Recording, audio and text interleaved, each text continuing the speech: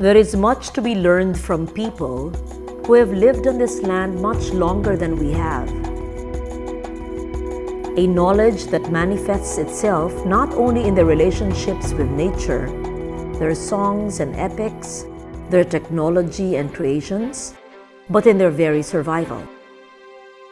Only by being aware of this heritage of the indigenous can we find not only our roots, but our direction. Their pride and ours, captured in one word, Dayaw.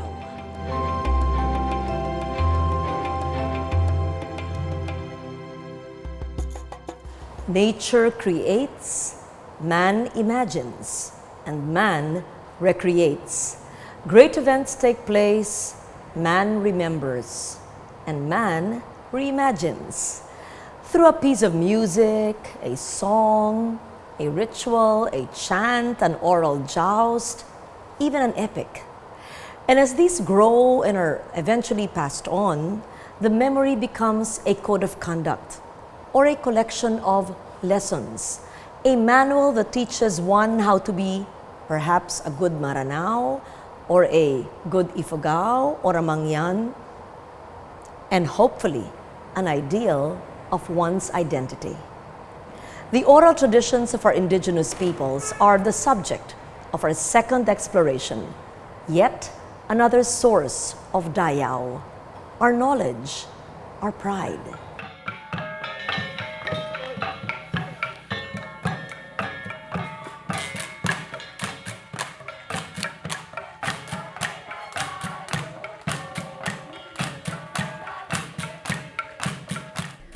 Music and rhythm are the very basis of chanted epics, unspoken,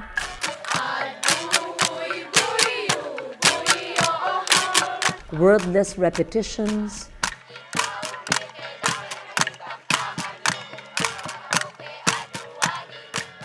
transforming, mutating into universes of their own.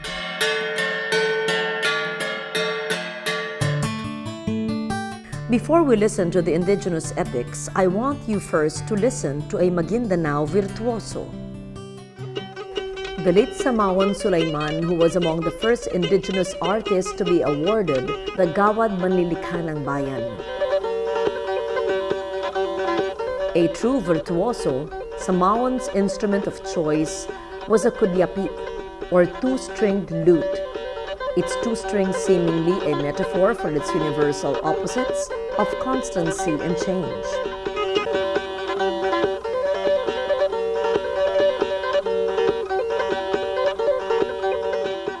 The music he chose to master was a reflection of the stately court traditions of the Maguindanao.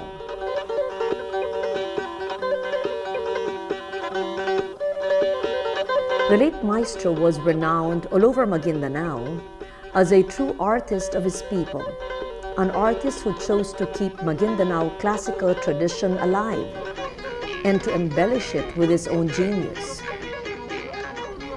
His melodic and rhythmic permutations transform, mutate into a universe of their own.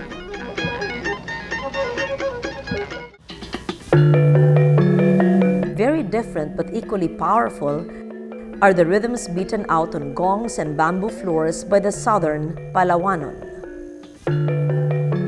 Here, another Gawad Manlilikha ng Bayan awardee, the late Masino Intaray, was recorded by the National Commission on Culture and Arts as he led the Basal and Sam in their village in the highlands of Brooks Point. Their playing was made even more hypnotic by the women who beat out an equally complex rhythm of the tarek with their bare feet on the bamboo floor.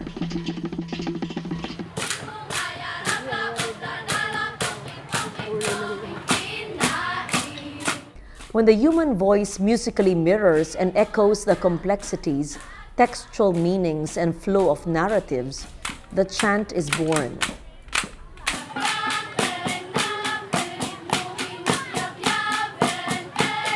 One voice telling a story, another voice answering and pushing the narrative.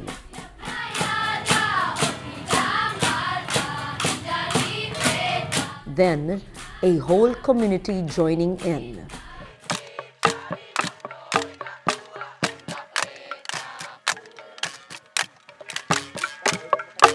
The chant is born. The epic unfolds.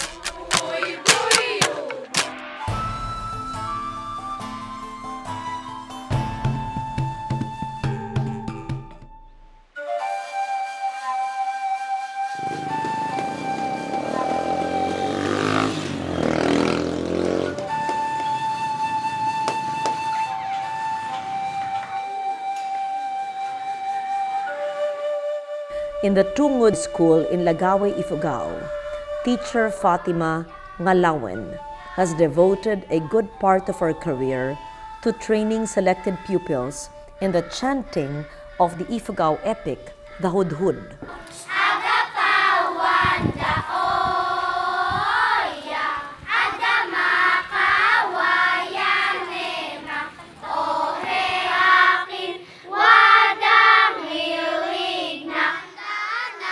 She selects a girl from each batch who will be the lead chanter or the munhawe, as well as others who will form the chorus or munabuy.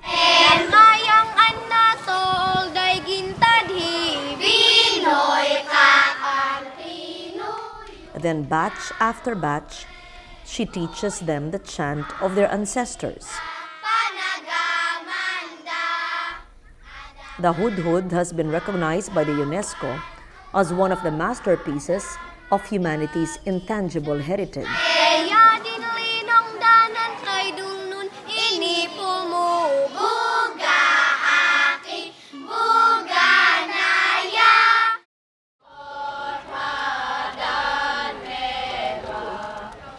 The Hudhud recounts the adventures of the Ifugao epic heroes, the most popular being Aliguyon.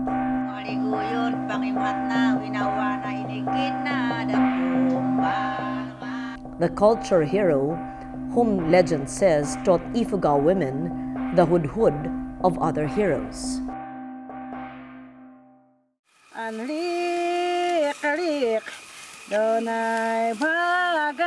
Traditionally, the Hudhud is sung during harvest by entire communities.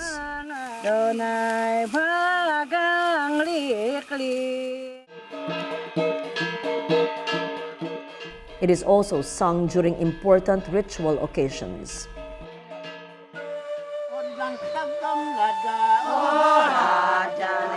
Although it is traditionally associated with women,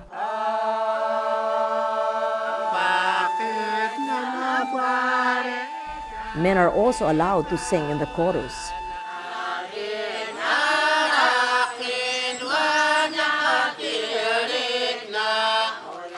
Year after year, the Tungod School chanters have won local competitions and have been invited to perform in Manila.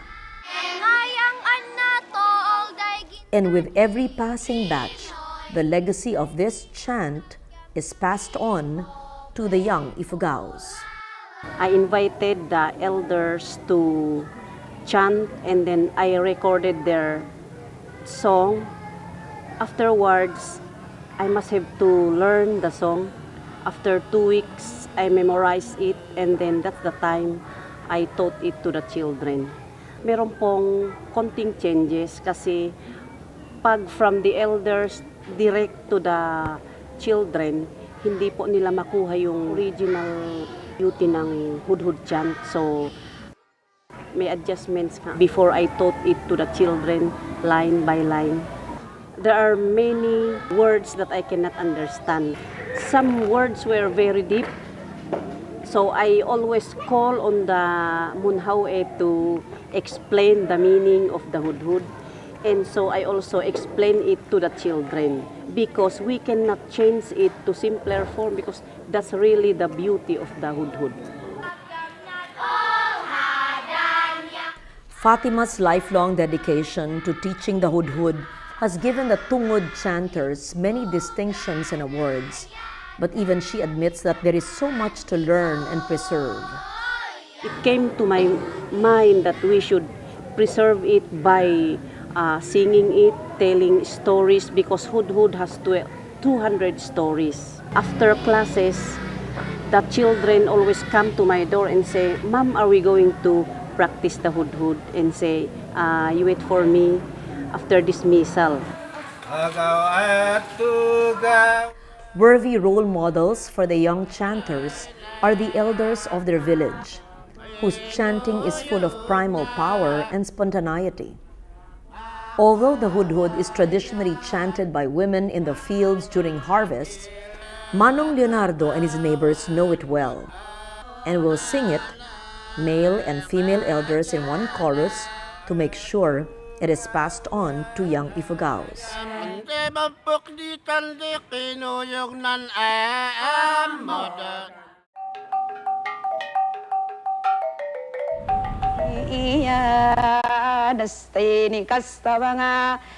Vintage footage of the campus of the Mindanao State University shows Maranao students dramatizing a chant of their own people, the Darangin. An epic of approximately 72,000 lines, it stands side by side with the Quran as a foundation of Maranao culture. The epic is not primarily Islamic in nature. Scholars have pointed out that much of its content stems from pre-Islamic times. The stories that make up the epic meld both Islamic and pre-Islamic tenets. The result of this melding, this distillation, is a code of personhood, a record of what the Maranao describes as anonin arawatin, all that is worth emulating.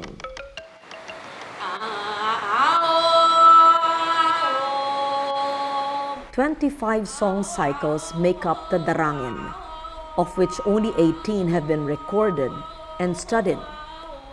Although a majority of the songs deal with the adventures and romances, other songs deal with the laws on kingship, succession, warfare, diplomacy, and statesmanship.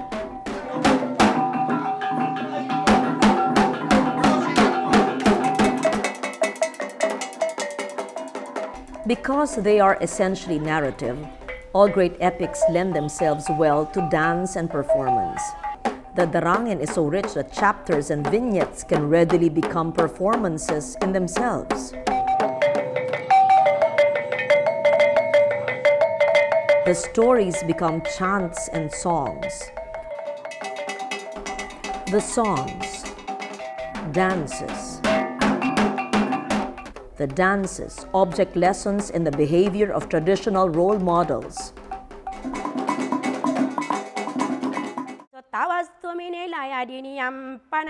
The honor is a professional singer, dancer, and chantress whose services are much in demand in Maranao society. During weddings and parties, she is hired to perform traditional songs and display skills like playing the kulintangan.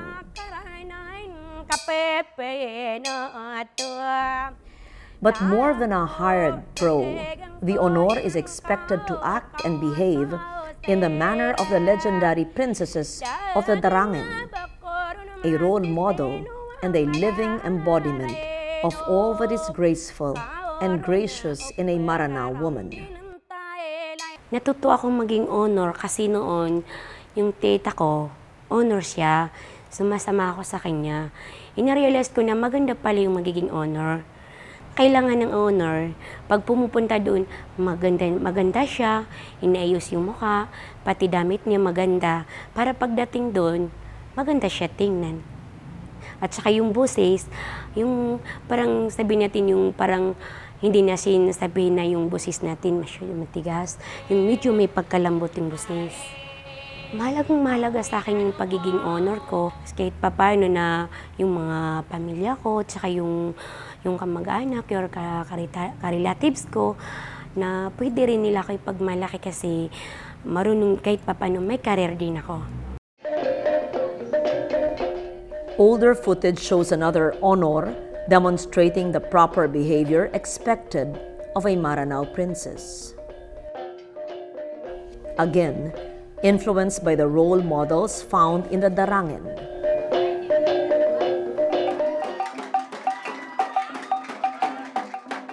Biases and misconceptions are quite palpable when it comes to our Muslim fellow men.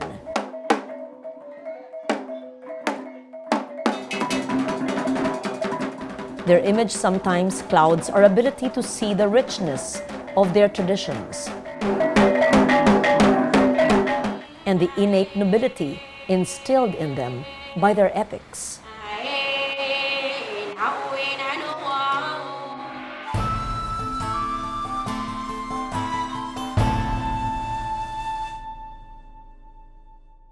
When man commits his epics, his stories, his feelings into a written text, he commits these to more than just memory.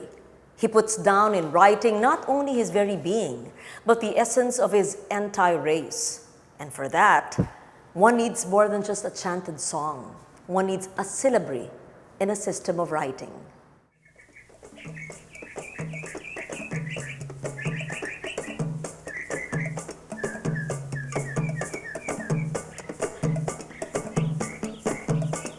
Pre-Hispanic syllabaries devised by our ancestors were widespread among the peoples of the Philippine archipelago.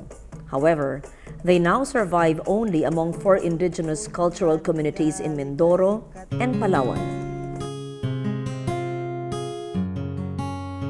The most famous of these is a syllabary of the Hanunuo Mangyan of Mindoro.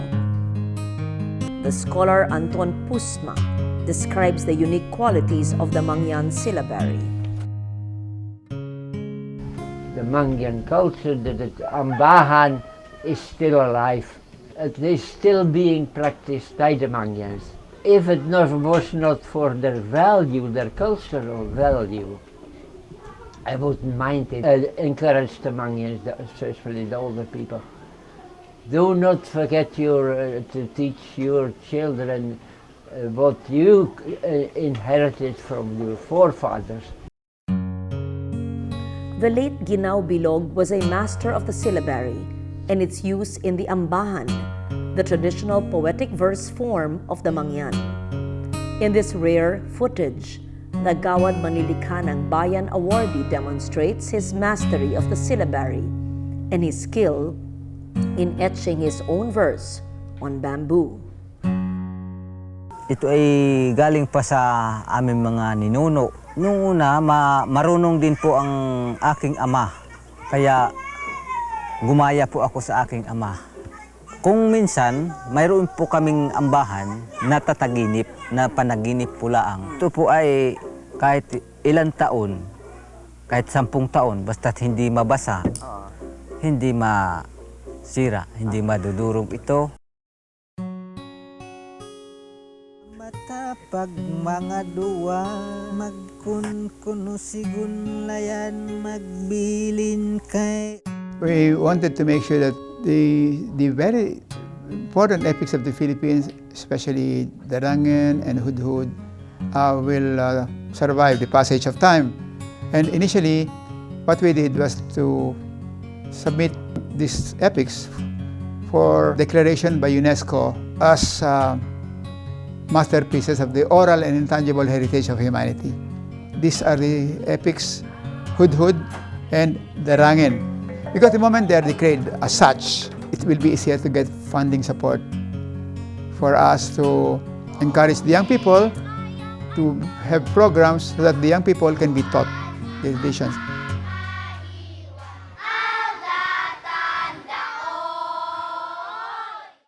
Music that is both sophisticated and powerful. Songs and chants worth passing on to future generations. Epics that show us ideals of heroism.